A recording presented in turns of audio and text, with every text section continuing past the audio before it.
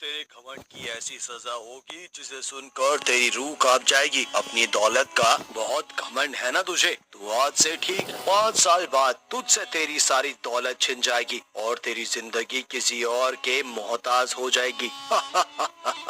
ये आप क्या कह रहे हैं बाबा? लोग कहते हैं आपकी भविष्यवाणी कभी गलत नहीं होती। क्या मैं सच में बर्बाद हो जाऊंगा? क्या इससे बचने का कोई रास्ता नहीं है? रास्ता है, अगर तू अपना गुरूर घमंड छोड़ दे। अगर तू ऐसा नहीं कर पाया तो तुझे बर्बाद होने से कोई नहीं बचा सकता, और अगर तेरी बर्बादी शुरू हो गई तो उससे तुझे सिर्फ तेरा भाई विजय ही बचा सकता है और कोई नहीं। ये सुनकर पारेख बहुत घबरा जाता है, पर गुजरते वक्त के साथ वो बाबा की हुई भविष्यवाणी को भी भूल जाता है। ये कहानी है विष्णुनगर की, जहाँ 2 भाई रहते थे। बड़ा भाई पारेख जो बहुत अमीर था और छोटा भाई विजय जो बहुत ही गरीब था। जहाँ विजय को 100 धक्के खाने के बाद भी कोई काम नहीं मिलता, तो वो अपने बड़े भाई के घर आया और उससे हाथ जोड़कर बोला, पारेख भैया, बहुत गरीबी ने आ घेरा है। घर में खाने को एक दाना भी नहीं है, बीवी भी भूखी है, थोड़ा उधार दे दीजिए। देखो विजय, मैंने गरीबों को सहारा देने की दुकान नहीं खोल रखी है। अगर तुम्हें 2 वक्त का खाना चाहिए तो मैं तुम्हें काम दे दूंगा। तुम पूरे घर की सफाई कर दो, कपड़े धो दो। ये सुनकर विजय बहुत खुश हो जाता है। मैं अभी घर का सारा काम कर देता हूँ। 2 दिन से भूखा विजय फुर्ती से काम पर लग जाता है और घर का सारा काम कर देता है। भैया, मैंने सारा काम कर दिया है, अभी कुछ दे देते तो। मिल जाएगा, इतनी जल्दी भी क्या है? ये देखो, मेरे जूते पर धूल लग गई है। यहाँ आकर मेरे जूते को साफ कर दो। अभी कर देता हूँ। बड़े भैया तो पिता समान होते हैं, इसमें मेरे पुण्य थोड़े और बढ़ जाएंगे। इतना बोलकर विजय पारेख के पैरों में पहने जूते को अपने कुर्ते से साफ करने लगता है और पारेख उसे मुस्कुराते हुए गिरी हुई नजरों से देखने लगता है। ये लो पूरे 5 रुपए। सिर्फ 5 रुपए? इससे तो ठीक से एक वक्त का खाना भी नहीं आएगा भैया। सोच ले विजय, तेरे पास कोई दूसरा काम भी तो नहीं है। मैं तुझे रोजाना काम दे सकता हूँ, बदले में तू और तेरी पत्नी दोनों सारे नौकरों वाले काम करना। बदले में मैं रोजाना 8 रुपए दूंगा। विजय के पास कोई दूसरा रास्ता नहीं था। ठीक है भैया, मैं कल अपनी पत्नी को ले आऊंगा। अगले दिन विजय अपनी पत्नी को वहाँ लेकर आ गया। अपने ही भाई के घर में विजय और उसकी पत्नी शीतल नौकर बनकर रहने लगे, पर विजय को इस बात का कोई अफसोस नहीं था। आप अपने ही भाई के पैर दबाते हो, उसके गंदे गुसल खाने को साफ करते हो, और इसका आपको कोई अफसोस नहीं है जी? अफसोस कैसा? ये अपना घर ही तो है और अपनों के काम आने से खुशी होती है, अफसोस नहीं होता। अगर अपने होते तो इज्जत का काम देते और इज्जत से बात करते। दिन रात हम दोनों इनकी गुलामी करते रहते हैं, बदले में 8 रुपए तो छोड़ो 2 रुपए भी नहीं देते, और ऊपर से बचा कुचा बासी खाना खाने को मिलता है। ठीक से खाना खाए भी मुद्दतें बीत गई है। तू फिक्र ना कर, हमारे दिन भी जल्दी बदल जाएंगे, बस थोड़ा सब्र। धीरे धीरे वक्त बीतता गया। बीते समय के साथ पारेख की दौलत बढ़ती जा रही थी। वो गुरूर में बाबा की भविष्यवाणी को भी भुला चुका था। ऐसे ही 5 साल गुजर गए। अचानक एक सुबह जब पारेख सोकर उठा तो हैरान रह गया। उसका घर बिल्कुल खाली था। न घर में राशन था, न एक भी सिक्का था। उसकी तिजोरियां खुली हुई थी, जो कि खाली पड़ी थी। ये देखकर पारेख बहुत डर चुका था। वो घबरा कर घर से जैसे ही बाहर निकलता है तो वही बाबा घर के सामने खड़े थे। आप तो वही बाबा है ना, पर आप यहाँ कैसे? कहा था ना मैंने उस दिन, तेरा गुरूर तुझे ले डूबेगा। अभी तो सिर्फ धन गया है, बहुत जल्दी जान भी चली जाएगी। आपकी कही बात सच निकली बाबा, मुझसे बहुत बड़ी भूल हो गई है। इससे बचने का उपाय बताइए। उपाय तेरे उसी भाई के पास है जिसे तू अपने पैर की जूती समझता है। अगर तेरा नसीब अच्छा हुआ तो वो तुझे बचा लेगा, अगर नहीं तो तेरा किस्सा खत्म। पर बाबा, हमें करना क्या होगा? एक वीराने में जाना है, वही तुझे तेरा सब कुछ मिलेगा, पर उसकी भी एक कीमत चुकानी होगी, क्योंकि वहाँ जाया जा सकता है, वापस नहीं आया जा सकता। बाकी तो जय राम जी की। इतना बोलकर बाबा वहाँ से चले जाते हैं और पारेख सीधा विजय के पास आकर उसे सब बता देता है। अब तुझे ही मेरी मदद करनी होगी, हमें उस वीराने के लिए आज ही निकलना होगा। भैया, आप परेशान ना होएं, सब ठीक हो जाएगा। चलिए, मैं आपके साथ चलता हूँ। हाँ हाँ, जल्दी चलो। वो दोनों सफर पर निकल जाते हैं। चलते चलते उन्हें बहुत प्यास लगने लगती है। विजय, वो देखो सामने पानी है, बहुत प्यास लगी है, चलो थोड़ा पानी पी लेते हैं। ठीक है, चलो। पारिक जैसे ही वो पानी पीने वाला होता है, तभी विजय जैसे ही पानी पीने लगता है, अचानक उसका हाथ रुक जाता है। क्या हुआ विजय? इतनी तेज प्यास में भी तुम पानी क्यों नहीं पी रहे हो? जल्दी से पी लो, क्या पता आगे पानी मिले या ना मिले। नहीं भैया, यहाँ से चलिए, मुझे प्यास नहीं है और आप भी ये पानी मत पीना। पर मुझे बहुत तेज प्यास लगी है, मुझे पीना है ये पानी। आप ये पानी नहीं पी सकते भैया, चलिए यहाँ से। पर ऐसा क्यों कर रहे हो? मुझे इसकी वजह जाननी है। सही समय आने पर सब बता दूंगा, अभी चलिए। इतना कहकर विजय पारिक का हाथ पकड़कर दूसरे रास्ते से आगे बढ़ जाता है। कमाल है, प्यास से बेहोश होने को है पर पानी नहीं पीने दिया।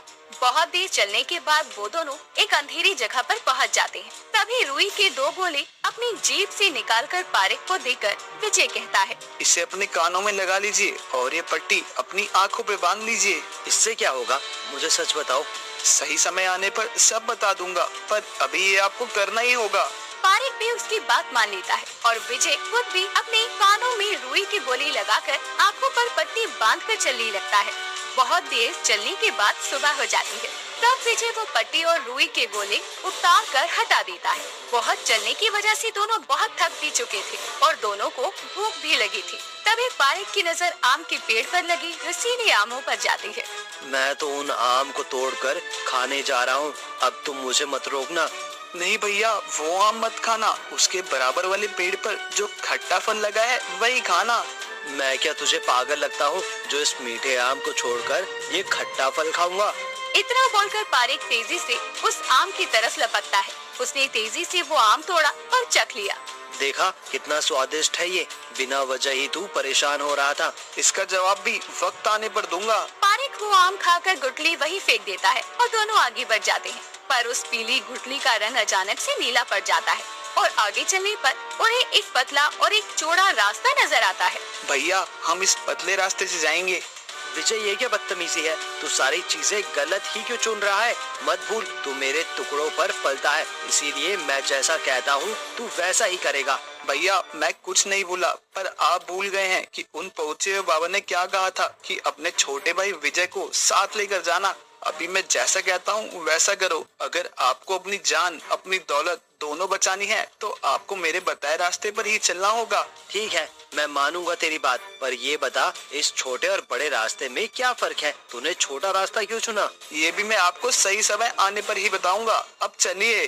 फिर वो दोनों उस मुश्किल रास्ते से चलने लगते हैं। चलते चलते वो दोनों एक बंजर जमीन पर पहुंच जाते हैं। यह सूखी बंजर जमीन है, यहाँ सालों से कोई फसल नहीं होगी। हम दोनों को आज यहाँ इतनी मेहनत करनी होगी जिससे एक ही दिन में ये जमीन बंजर से फसल वाली हो जाए। लेकिन एक दिन में ये हो पाना असंभव है। सोचिए, अपनी दौलत वापस चाहिए और अपनी जिंदगी तो ये करना ही होगा। पारिक के पास भी अब कोई रास्ता नहीं बचा था। वो दोनों जमीन पर मेहनत करने लगते हैं और वो दोनों पसीने से तर हो चुके थे। दोनों का पसीना जैसे ही उस जमीन पर गिरता है, वो जमीन बंजर से हरी भरी हो जाती है। अरे वाह, ये कमाल कैसे हो गया? यह भी समय आने पर ही बताऊंगा। भगवान जाने तुम्हारा ये सही समय कब आएगा। उस रास्ते से होकर वो दोनों एक कुएं के पास जाते हैं। मुझे इस कुएं के अंदर जाना होगा, यही हमारी आखिरी मंजिल है। क्या? पर ये कुआं इतना गहरा, इससे तो तुम्हारी जान भी जा सकती है। तुम ऐसा क्यों करना चाहते हो? ये भी सही समय आने पर ही बताऊंगा। इतना बोलकर विजय कुएं में कूद जाता है। पारिक बहुत डर चुका था। उसे कुछ समझ नहीं आ रहा था कि वो क्या करे। कितने ही देर ऐसे ही बीत गई। ये बेवकूफ जब कुएं में कूदेगा तो मरेगा ही। खैर मुझे क्या, मुझे आगे बढ़ना चाहिए। जैसे ही पारिक मुड़ा, विजय उसके सामने खड़ा था, जिसे देखकर पारिक हैरान हो गया। तुम तो इतने गहरे कुएं में उतरे थे, तुम जिंदा कैसे बच गए? वो समय आने पर भी नहीं बता सकता, बस इतना बता सकता हूँ, हमारा सफर बस इतना ही था। अब हमें लौटना होगा। पारिक जान गया था कि विजय अभी कुछ नहीं बताएगा, इसीलिए वो दोनों घर के लिए रवाना हो गए। पर अजीब बात तो ये थी कि वापसी में ऐसा कोई भी मुश्किल रास्ता उन्हें नहीं मिला था।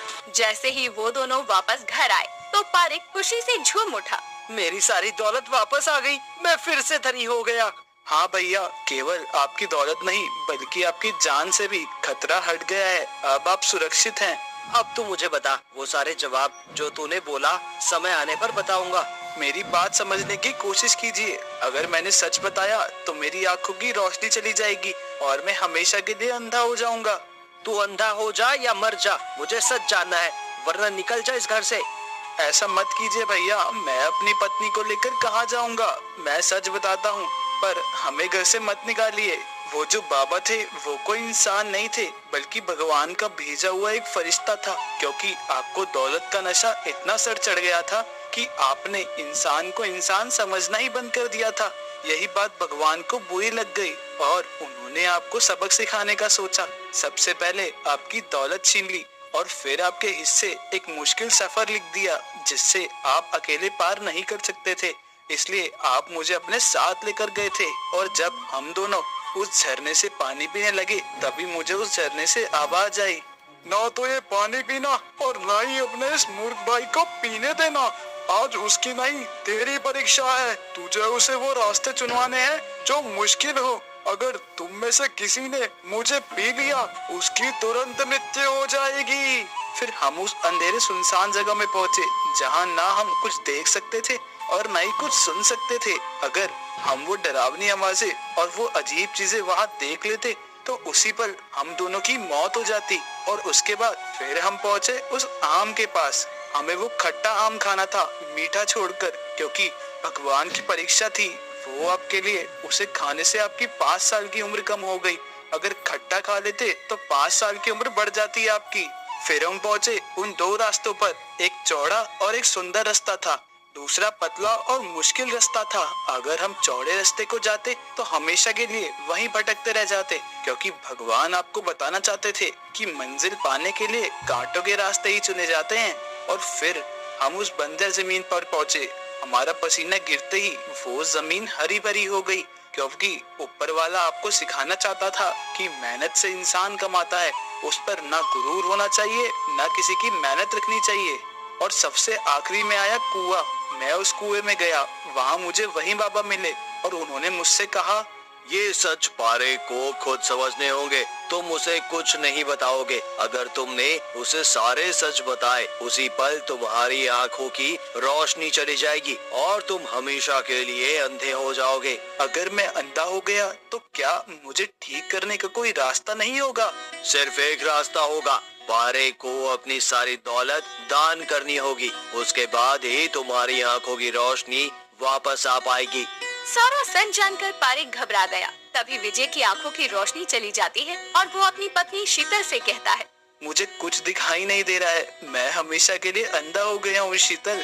आप चिंता ना करो, कोई ना कोई रास्ता जरूर होगा आपको ठीक करने का। रास्ता है, पर परख भैया, जो एक सिक्का किसी को नहीं देते वो अपनी सारी दौलत किसी को क्यों देंगे? ये सुनकर पारिक की आंखें भर आती है। मेरे भाई विजय, तूने हमेशा एक अच्छे भाई का फर्ज निभाया, पर मैं अपने अमीर होने की धुन में सब कुछ भूल बैठा था। उस सफर पर तूने एक बार नहीं कई बार मेरी जान बचाई। ये जिंदगी तेरी कर्जदार हो गई है विजय भाई। आज मैं समझ गया हूँ, मेरी सबसे बड़ी दौलत मेरे अपने ही हैं, तू है। मैं ये सारा धन दान कर दूंगा। दौलत का क्या है, दोनों भाई मिलकर मेहनत करके और कमा लेंगे। ये सुनकर विजय और उसकी पत्नी की आंखें भर आती है। पारिक अपना सारा धन गरीबों में बंटवा देता है। तुरंत ही विजय की आंखों की रोशनी लौट आती है।